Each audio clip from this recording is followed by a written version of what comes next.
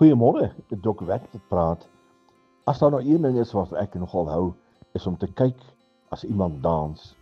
Enige dans, al het sy dit nou 'n Strauss wals of die Macarena of wat ook al, dis altyd mooi om te kyk.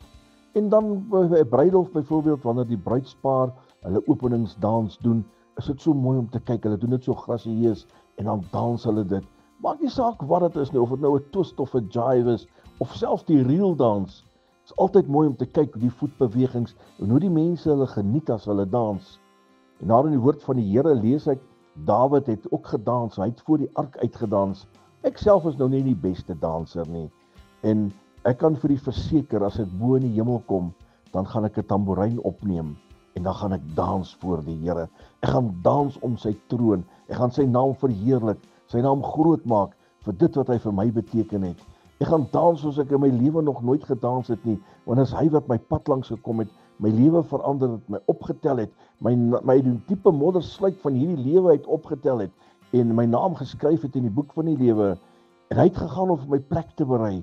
Nie lank nie, kan u verseker, dan gaan ons dans om die troon van die Here, en ons gaan sy naam so verheerlik.